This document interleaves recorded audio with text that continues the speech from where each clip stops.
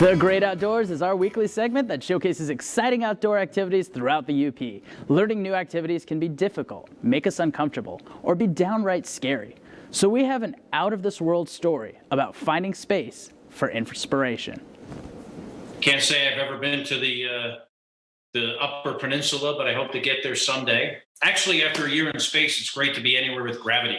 Scott Kelly has done a lot of traveling, although he may not have the passport stamps to prove it. He set a record of 340 days on the International Space Station, where he traveled over 143 million miles, witnessed over 10,000 sunrises and sunsets, as well as orbited the Earth over 5,400 times. Head out to the launch pad, space shuttles there, all fully fueled, liquid oxygen, liquid hydrogen.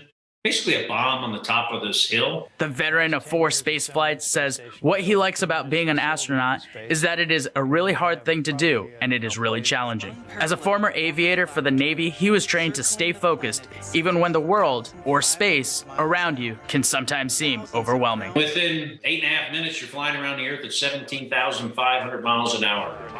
Sometimes people ask me, hey, what does it look like when you punch a hole in the sky? No idea. The reason I have no idea is I never looked out the window once.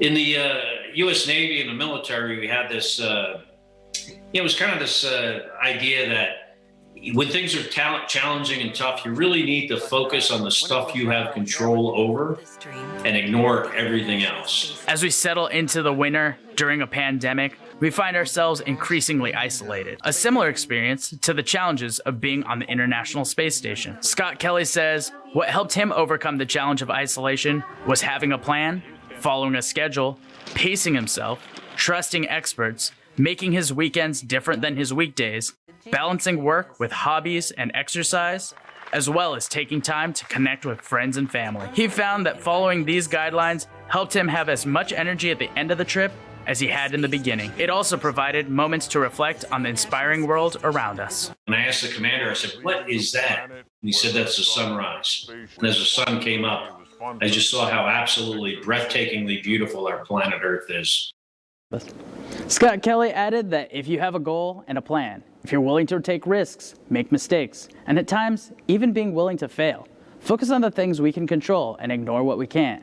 If we test the status quo and we work as a team, you could choose to do the hard things, and if you do that, then the sky is definitely not the limit.